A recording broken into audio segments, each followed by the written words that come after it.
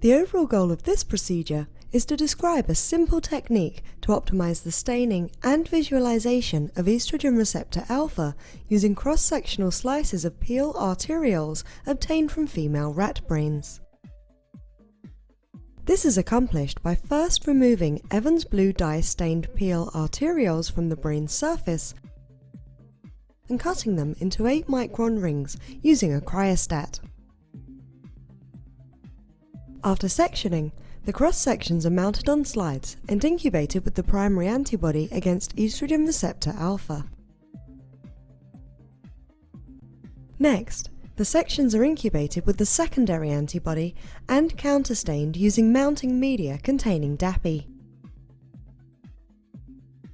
Finally, the fluorescently labelled Pial vessel segments are imaged and converted into 2D images using extended depth focus software.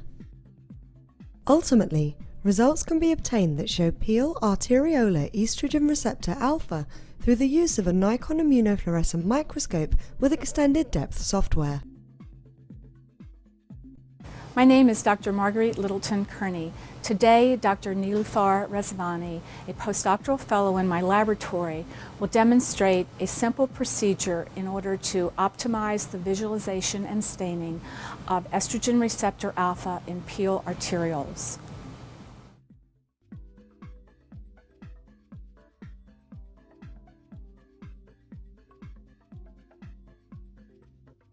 Thaw a rat brain that has been perfused with Evans blue stain and stored at -70 degrees Celsius. Using a dissecting microscope, identify the Pial arteries on the surface of the brain and remove them using fine-tipped forceps, carefully removing any adherent brain tissue.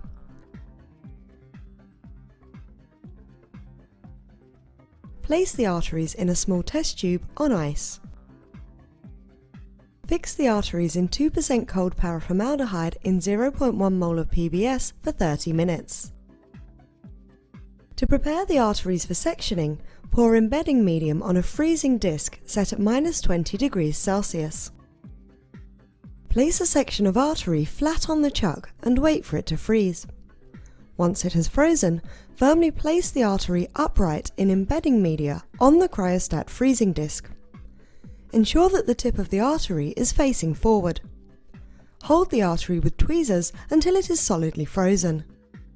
Place the freezing disc with the artery into the cryostat head, and then cut 8-micron Pial arteriole rings directly onto a slide. Mount the arteriole sections on chromium potassium gelatin sub-slides using 2 paintbrushes to straighten the arteriole rings.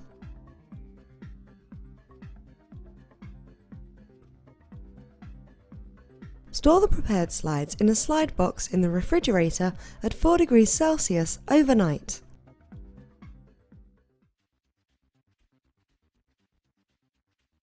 Remove the slides from the refrigerator and bring them to room temperature on the bench top. Wash the slides with 1 to 1.5 milliliters of 0.1 mole of PBS.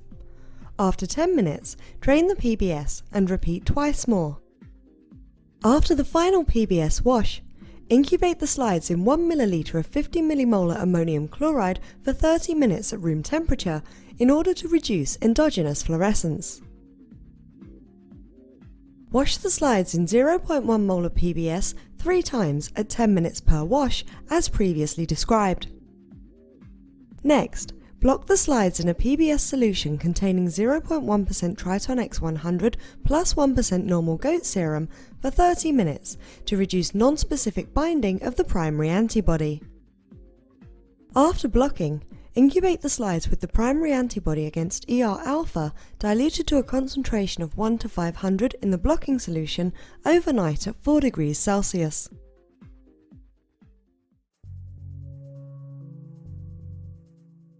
Remove the slides from the refrigerator and bring them up to room temperature.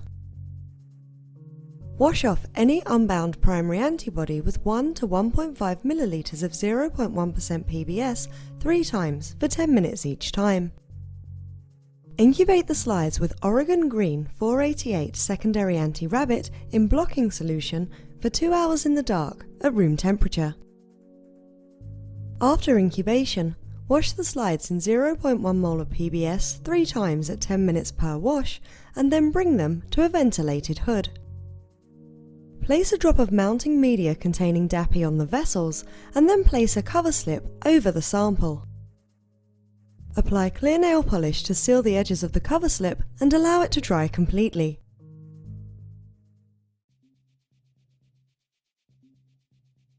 Insert the prepared slides with the stained Pial vessel segments under the microscope and adjust to visualize the fluorescently labeled areas of interest. Visualization of the stained ER-alpha is the most difficult step of this procedure. To find the level of the cut vessel with the clearest receptors, start at 100 times magnification and then increase the magnification to 600 times. Use the camera to capture images in DAPI and FITSI channels for cell nuclei and ER-alpha respectively, and then use software to convert multiple views of vessel segments into 2D images.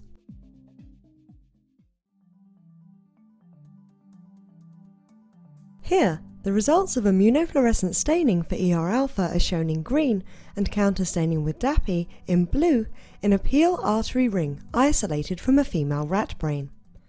The merged images suggest the presence of intranuclear estrogen receptor-alpha. By using a combination of Z-stack images, a focused image of the ER-alpha immunofluorescence can be achieved. To account for autofluorescence, negative controls for both the primary and secondary antibody should be performed. Note the distinct autofluorescence along the endothelial side of an arteriole that has not been incubated with secondary antibody.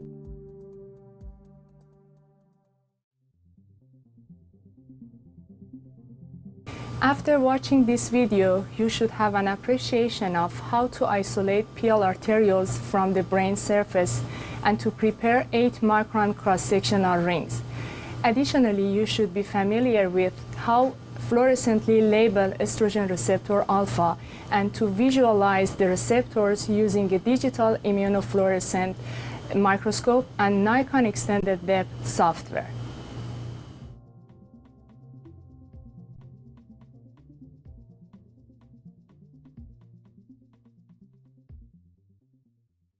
Okay, so how do scientists actually photograph something they can't even see? It's a huge challenge, especially when you're studying the body's hidden messengers. We're talking about these things, estrogen receptors. Think of them as tiny signal catchers. And they're buried deep inside the layers of really critical blood vessels. Here's the catch, though. They aren't invisible. They actually glow super brightly. The problem is they're all jammed together in these overlapping layers. So trying to see any one group clearly, it's just a big, blurry mess. And to make things worse, a lot of the old methods were really hard to replicate. So researchers came up with a new trick to get a much cleaner look.